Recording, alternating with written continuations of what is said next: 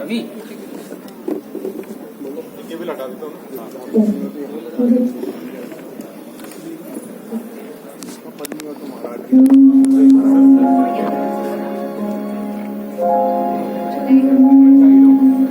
हम कथा सुनाते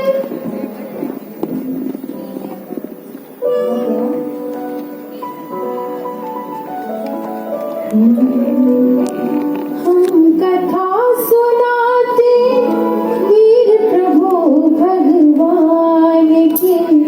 हम कथा सुनाते वीर प्रभु भगवान की। निज शासन के कृष्णानंदन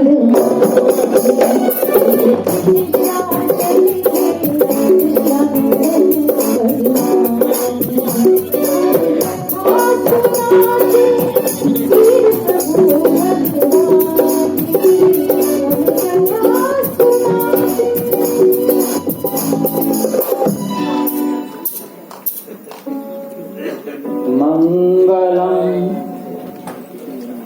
भगवान वीरो मंगलम गौतमो गणि मंगलम कुंद कुंदार्यो जैन धर्मोस्तु मंगलम मंगलम पंच परमेष्टि मंगलम तीर्थंकरम मंगलम विश्वजिन्धर्मम् मंगलम वीरशासनम् मंगलम वीरशासनम्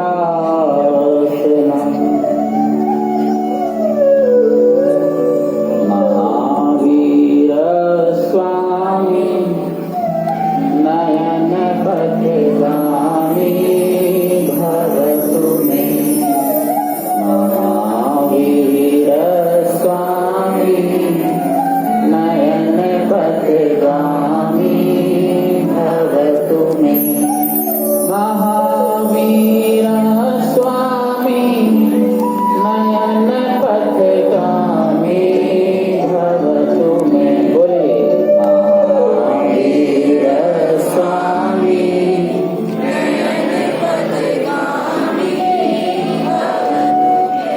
पेज नंबर 3 निकालने में सबके पास पुस्तक है। वीर मंगल वीर उत्तम वीर शरणं बोल। वीर मंगल वीर उत्तम वीर शरणं बोल। वीर प्रभु के नाम से तू अपना मौत हो। वीर प्रभु के नाम से तू दोनों हाथ ऊपर। वीर मंगल वीर उत्तम वीर शरणं बोल। वीर मंगल वीर उत्तम वीर शरणं बोल। वीर प्रभु के नाम से अपना मौन बोल। वीर प्रभु के नाम। सभी पीछे वाले जय वीरा जय वीरा जय महावीरा बोल। जय वीरा जय वीरा जय महावीरा बोल। महावीर के नाम से तू अपना मौन बोल। सभी महावीर के भक्त बोलेंगे नाम से तू अपना मौन बोल। तेरा मंगल मेरा मंगल सबका मंगल हो। वीर कृपा से सबका जीवन अरहम अरहम हो। तेरा मंगल मेरा मंगल सबका मंगल हो। वीर कृपा से सबका जीवन अरहम अरहम हो।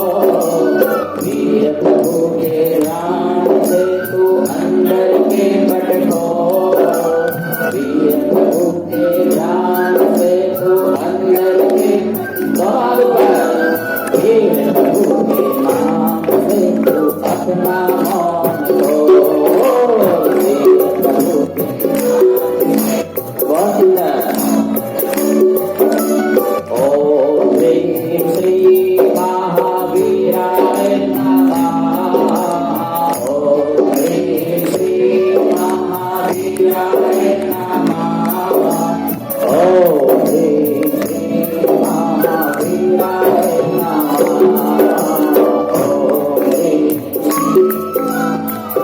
और क्या करना है तुमको? क्या काम है तुम्हारे पास? क्या काम है? सुबह शाम नाम लेना एक मेरा काम। वीरा तेरे चरणों में सारे तीर्थ धाम।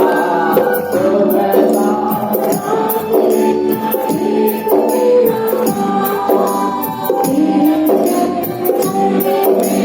सारे तीर्थ धाम। वीर प्रभु की वाणी सुन ले अमृत से बोल। वीर प्रभु की वाणी सुन ले अमृत से बोल। वीर प्रभु के नाम से तू अपना मौन खोल। वीर प्रभु के नाम से तू अपना मौन खोल। हमारे वीर भगवान कैसे हैं? महावीर भगवान कैसे हैं? वीर प्यारा जग से न्यारा सबका एक सहारा है। जो भी इनकी शरण में आया उनको मिला किनारा है। वीर प्यारा जग से न्यारा सबका एक सहारा है। जो भी इनकी शरण में आया उनको मिला किनारा है। जग में सबका मोल लेकिन वीरा तो अनमोल।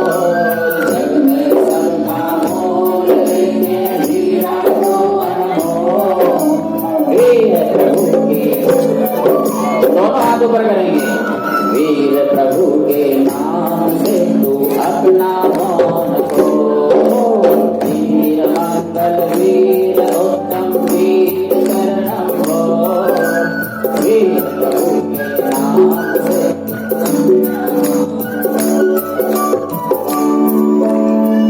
भगवान महावीर स्वामी के चरणों में सत सत नमन है।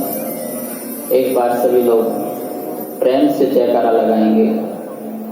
जब लोग प्रेम से भगवान महावीर स्वामी परम पूज्य आचार्य गुरुदेव श्री विद्यानंद जी महाराज की, परम पूज्य आचार्य गुरुदेव श्री विराग सागर जी महाराज की, परम पूज्य आचार्य विराग सागर जी महाराज की जय जय। महावीर की कथा जीवन की कथा को दूर करने वाले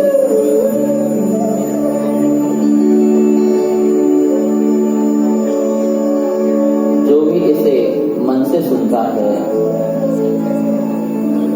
भावों से अपने अंदर उतारता है, निश्चित ही उसके पाप कटते हैं।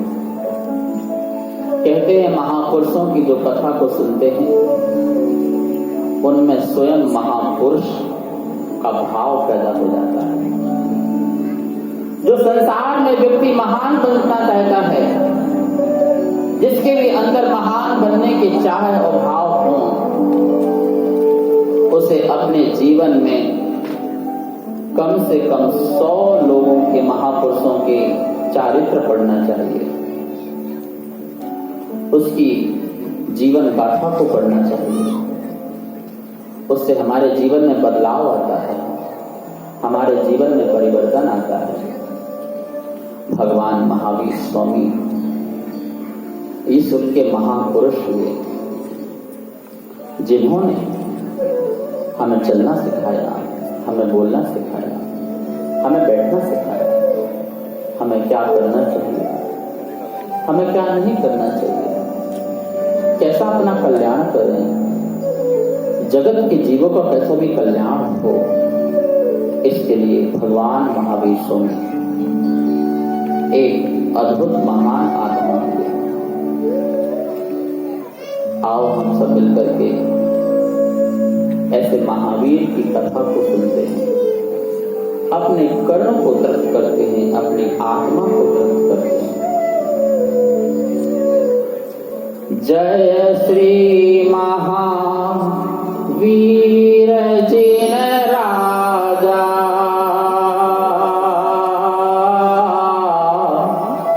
पूजे जिन पद निज हित काजा,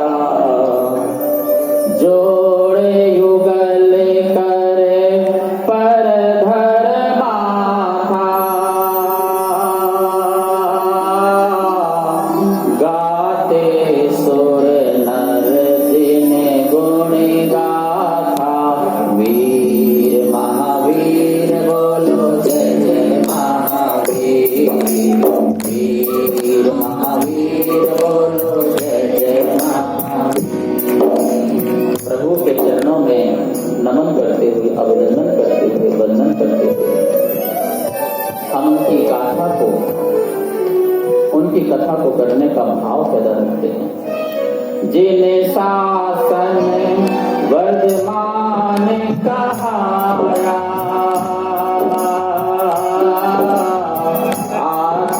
आत्मानुशासन भक्ति मन भाया, अंतिम तीर्थंकर कहलाए, सर्वोदय तीर्थ प्रगटाए, वीर महावीर बोलो जय जय महावीर, वीर महावीर। तीर्थंकर, आपको पता है तीर्थंकर किसे कहते हैं? ये शब्द जो है बहुत कम सुनने को मिलता है। भगवान मिल जाएगा, जो ज्ञान से भरे होते हैं उन्हें भगवान कहते हैं, जो ऐश्वर्य से संपन्न होते हैं उसे ईश्वर कहते हैं, जो स्वयं में पूर्ण होते हैं उसे प्रभु कहते हैं। लेकिन तीर्थंकर शब्द अपने आप में बहुत महत्वपूर्ण है। श्री मोहन जी, बहुत महत्वपूर्ण शब्द है। तीर्थ का अर्थ होता है किनारा। नदी के किनारे देखे नंद किशोर जी, नदी का किनारा, एक किनारे से दूसरे किनारे की यात्रा संपूर्ण यात्रा कहलाती है। तीर्थ का मतलब ही होता है एक किनारे से दूसरे किनारे की यात्रा, जो स्वयं तिरे और दूसरों को तिराए उसे तीर्थंकर कहा करते हैं। जो अपने कल्याण के साथ साथ पर के कल्याण के लिए अवतार लेते हैं, पर के कल्याण के लिए जन्म लेते हैं सृष्टि पर, ऐसे तीर्थंकर कहलाते हैं। और अंतिम तीर्थंकर जिन्होंने सर्वोदय तीर्थ की स्थापना की। सर्वोदय तीर्थ, सभी का जिसमें उदय हो, पशु पक्षी भी आए तो उसका भी कल्याण हो जाए, पेड़ पौधों का भी कल्याण हो जाता है। मूक प्राणी जो बोल नहीं पाता है, जिसके पास शब्द नहीं है बोलने के, वो भी प्रभु के चरणों में आकर के बैठ जाता है तो उसका भी कल्याण हो जाता है। सर्वोदय, सभी का कल्याण। यहाँ कोई गरीब और अमीर का कोई भेदभाव नहीं है, कोई पक्षपात नहीं है, और ना ही कोई मनुष्य और पशु में कोई अंतर। पशु भी आए तो उसका भी कल्याण हो जाए। सुना नहीं तुमने? नाग नागिन भी तर गए, स्वान भी तर गए, जो भी आया सिंह की पर्याय में आत्म संबोधन मिलता है वो अहिंसक बन जाता है। जिनराज कैसे बने?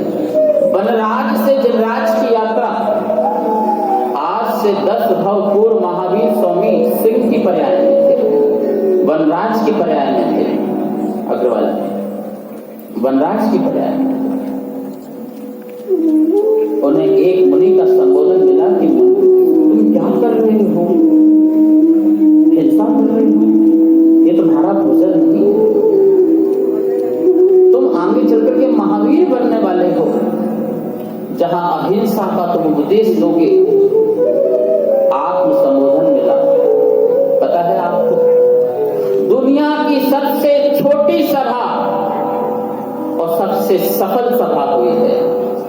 आपको पता है विश्व में सबसे छोटी सभा कब हुई है और सबसे सफल सभा? 2 मुनिराज बोलने वाले और 1 सिंह सुनने वाला। वक्ता कितने? यहां तो एक ही है, वहां पर वक्ता कितने? वक्ता सुनाने वाले 2 मुनिराज और सुनने वाला 1। ऐसी सभा जिसमें सुनने से उसका जीवन सफल हो जाए। सुनने वाले 1000 लाखों हो और सुनाने वाला 1 व्यक्ति हो और उसके जीवन में कोई अंतर और परिवर्तन ना आए, तो वो सभा क्या? वो कोई सभा नहीं है, वो कोई काम की सभा नहीं है। सभा शब्द पुरुषों की सभा कहलाती है, संस्कारित पुरुषों की सभा कहलाती है, जहां ढंग से बैठना सीखा जाता है, जहां ढंग से बोलना सीखा जाता है, एक दूसरे का मान सम्मान इज्जत सब देना लेना सीखा जाता है, उसका नाम सभा हुआ।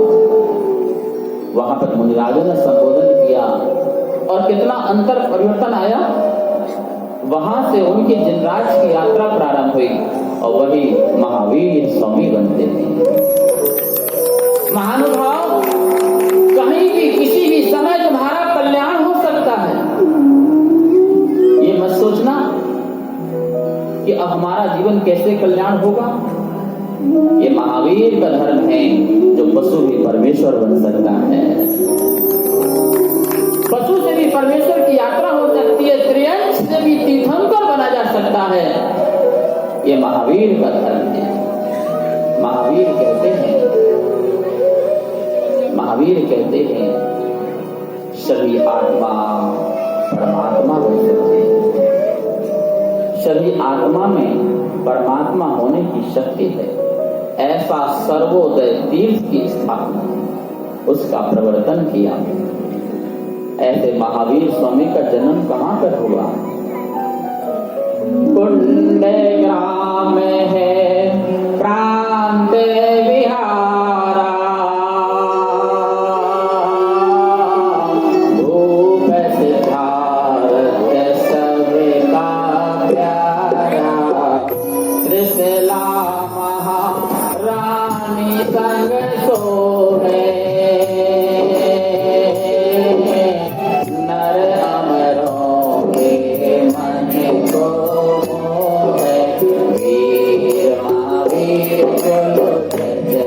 सभी बोलेंगे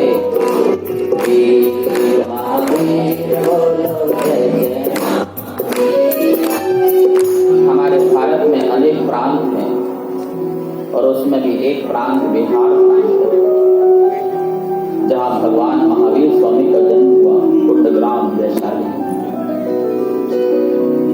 कुंडग्राम वैशाली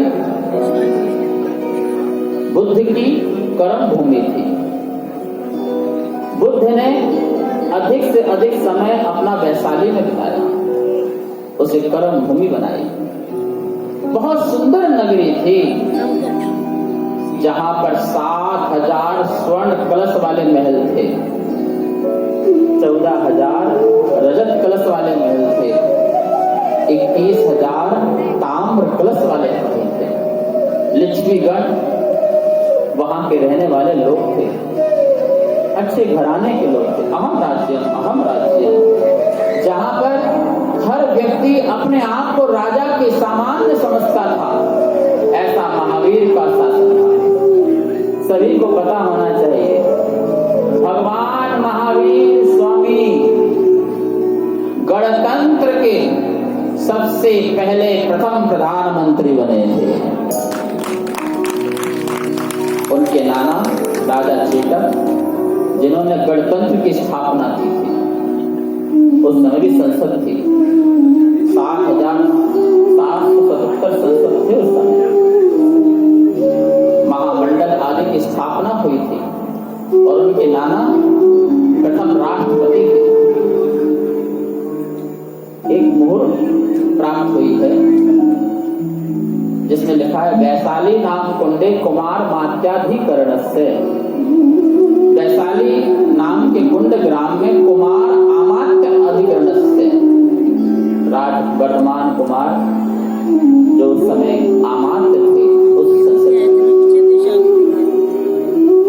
महानुभाव, वह वैशाली बहुत सुंदर नगरी जहां पर राजा सिद्धार्थ और रानी त्रिशला दोनों ही अपने राजपाट में रह रहे थे। धर्म ध्यान से पार्श्वनाथ भगवान के उपासक थे, उनकी भक्ति करने वाले थे, उनकी आराधना करने वाले थे। समय बीत रहा था। महारानी त्रिशला जो चेटक की पहली पुत्री थी, 7 पुत्रियां थी, प्रमुख 7 पुत्रियां थी। पहली पुत्री जो थी वो रानी त्रिशला थी और अंतिम पुत्री बोलो चंदन। समय बीत रहा था। एक दिन रानी शयन कराए, 16 सपने लखनऊ से गाए, अंत में मुख में हंसी समाए, माथे उदर स्वामी पधराए, वीर महावीर बोलो जय जय राम। बड़े उत्साह के साथ वीर महावीर बोलो जय जय राम। 16 स्वप्न जो 16 कारण भावना को भाते हैं पिछले भाव में, उनकी माँ को 16 स्वप्न आते हैं, सुंदर सुंदर स्वप्न आते हैं। 16 स्वप्न तीर्थंकर की हर माँ को 16 स्वप्न आते हैं, क्योंकि वो 16 प्रकार की भावनाओं को पिछले भाव में भाते हैं और वही भाव, वही प्रतीक माँ को 16 स्वप्न के रूप में प्रकट हुआ करते हैं। माताओं, माँ तीर्थंकर की और तुम में क्या अंतर है? क्या अंतर है सुभाष जी, क्या अंतर है? इतना ही तो अंतर है कि तीर्थंकर की माँ तीर्थंकर के आने के पहले 16 स्वप्न देखती है और तुम आने के बाद 16,000 स्वप्न देखते हो। बहुत स्वप्न देखते हो, मेरा बेटा ऐसा होगा, मैं ऐसा करूंगी, ऐसा होगा, बहुत सारे प्रकार के स्वप्न देखते रहते हो। लेकिन वो तीर्थंकर की माँ, मान तो स्वामी ने लिखा है कि दिशाएं तो बहुत हैं, पर हर दिशा सूर्य को जन्म नहीं देती है, सूर्य को उदय नहीं देती है। दुनिया में, विश्व में, संसार में, जगत में माताएं तो अनंत हैं, लेकिन तीर्थंकर को, महापुरुषों को जन्म तो रानी बोलो त्रिशला। अपने भाव बनाओ। स्त्री पर्याय को धर्म करना होगा, यही भाव रखना कि मेरे कोख से ऐसा बालक पैदा हो जो समाज, देश, राष्ट्र और विश्व के लिए काम आए। अपने स्वार्थ के लिए पैदा मत करना। जो आपकी संस्कृति का संरक्षण करे, संवर्धन करे, जो आपके संस्कारों को बढ़ाए, जो आपकी सभ्यता की रक्षा करे, ऐसा पुत्र मेरी कोख से जन्म ले। ध्यान रखना, तुम्हारी उस दिन कोख धन्य हो जाएगी और आज नहीं तो कल तुम भगवान की मां बनोगे। भगवान की मां। 16 स्वप्न देखे। अंतिम स्वप्न हस्ती को मुख में समाते हुए देखा। स्वप्नों को देख करके वो उठ गए। मैं आपसे कहना चाहता हूं, जब भी अच्छे स्वप्न आए तो सोना मत, उठ के बैठ जाना। पूर्व या उत्तर दिशा की मुख करके भगवान को नमन करना, नमोस्तु करना, जाप करना, आराधना करना।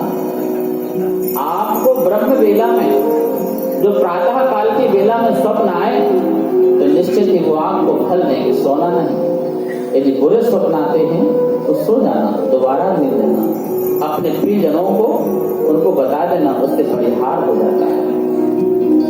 बड़े उत्सुक थी कि ऐसे स्वप्न मेरे जीवन में क्यों आए। प्रातः काल की बेला होती है, प्रातः मां दरबार में जाए, अर्धासन क्रमशः सारे स्वप्न सुनाए, निमित्त ज्ञान से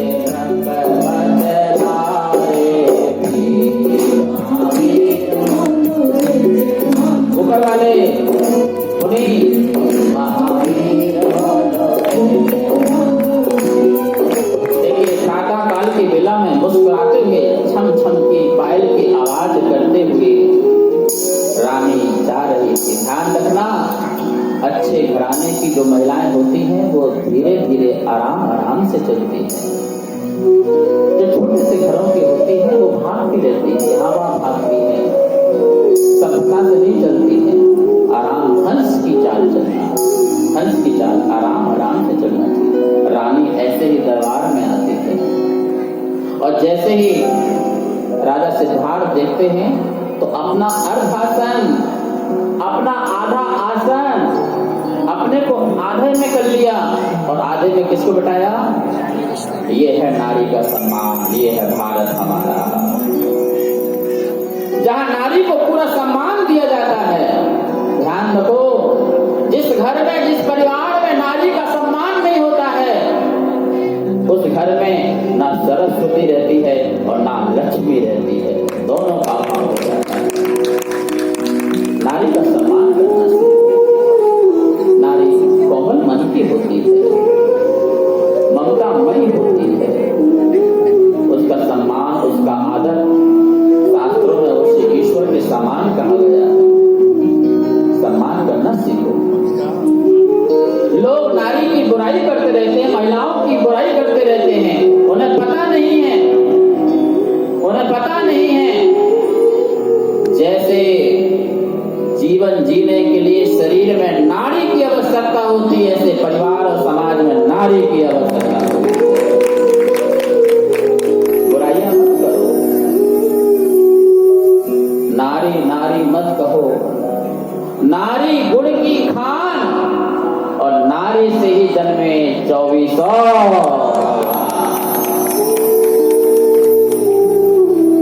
माँ बिना जग सुना, माँ के बिना तो सारा जग ही सुना हो जाएगा। इस संसार में माँ न रहे तो सारा संसार शून्य हो जाएगा।